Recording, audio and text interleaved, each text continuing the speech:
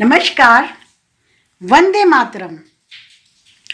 ये 26 जनवरी का महोत्सव हम सभी बड़े हर्ष उल्लास के साथ मनाते हैं, क्योंकि ये हमारे स्वाभिमान, अभिमान और हमारे विश्वास और हमें इस पे गर्व है कि हम आज के ही दिन पूर्ण रूपेण स्वतंत्र हुए थे।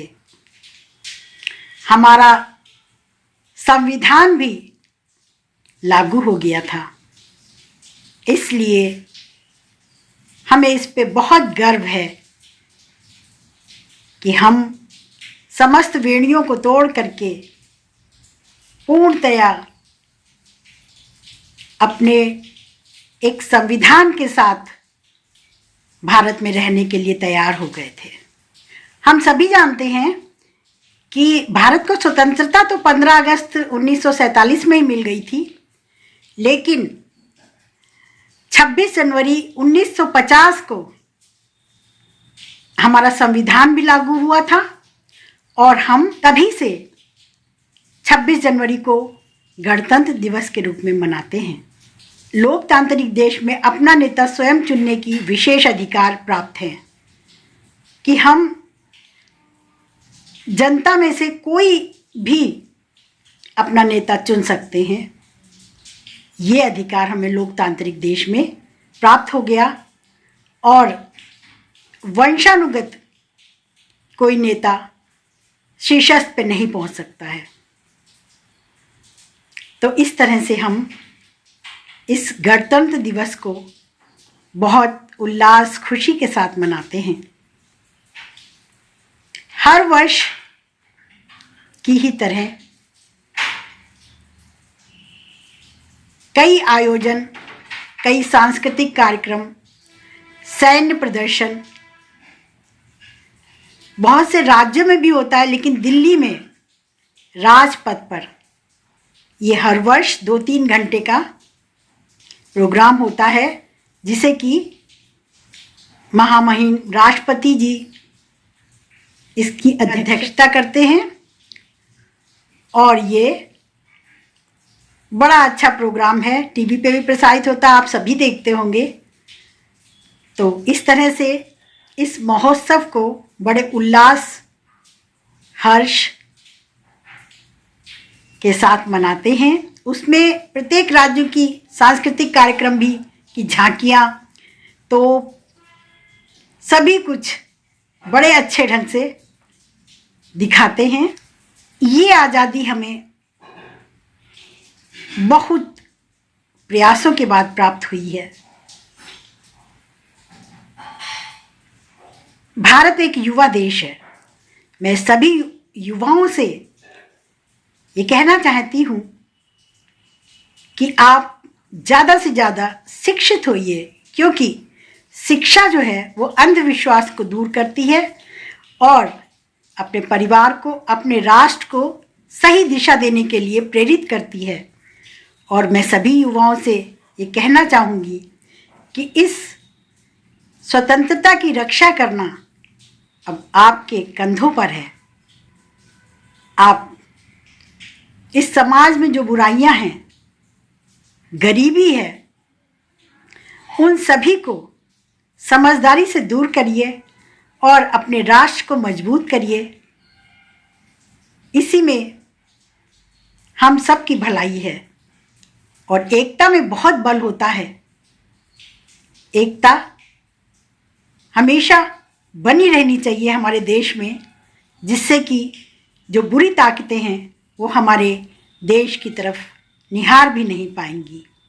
क्योंकि हमेशा जहाँ पर वैमनस्यता, जहाँ पर कुविचार, जहाँ पर आपसी फूट होती है, उसी क्षण कोई ना कोई शत्रु आक्रमण कर देता है और उसका फ़ायदा उठाता है। तो मैं सबसे कहना चाहूँगी, अपने आगे आने वाली पीढ़ी से भी कहना चाहती हूँ कि वो सभी मिलजुल कर रहें और इस एकता के बल को समझें। शिक्षा ही एक ऐसा अस्त्र है, क्योंकि जब हम शिक्षित होंगे तभी किसी बात को गहराई से सोच समझ सकते हैं और उसका मुकाबला भी अपने स्तर से कर पाएंगे, स्तर से कर सकते हैं। आए दिन देखिए किसी न किसी की बातें सुनाई पड़ती हैं कि हर देश देख रहा है कि भारत उन्नति की ओर बढ़ रहा है, लगातार उन्नति कर रहा है। अब हमारा भारत देश सन 47 का देश नहीं है, ये एक विकासशील, ये एक शिक्षित और जहाँ पर हर बहुराष्ट्रीय कंपनियां निवेश करना चाहती हैं, क्योंकि यहाँ का युवा पूरे विश्व में छाया हुआ है। किसी भी देश में चले जाइए, भारत के युवा आपको जरूर मिल जाएंगे, क्योंकि भारत का युवा मेहनती है, दूरदर्शी है और हर बात को आगे लेके जाने वाला है। तो जो हमारे समाज में कुछ कमियां रह गई हैं, प्रदूषण फैल रहा है, हरे पेड़ों का कटान हो रहा है, और सबसे सरल शब्दों में मैं आपको बताना चाहती हूँ, जैसे माँ और बच्चों के बीच कर्तव्य, अधिकार, प्यार सभी कुछ होता है, बस वही हमारी भारत माता है जिसे हम पूरी तरह से अपने कर्तव्य निभाएं। और आप कहीं से भी आएंगे, किसी भी देश से आएंगे भारत में दोबारा से, तो आपकी माँ हमेशा आपको गले लगाएगी, क्योंकि ये आपकी माँ ही है, भारत माता। इसको हमने माँ कहा है, और माँ से आप कभी भी अपने अधिकार ले सकते हैं और अपने कर्तव्य पूरे कर सकते हैं, क्योंकि माँ का हृदय तो सभी जानते हैं, ये हमारी भारत माता है। आप कहीं भी चले जाइए, लौट के इसकी गोद में हमेशा बैठ सकते हैं, उतने ही अपनत्व से, उतने ही प्यार से, और यही भारत देश आपको अपना देश लगेगा।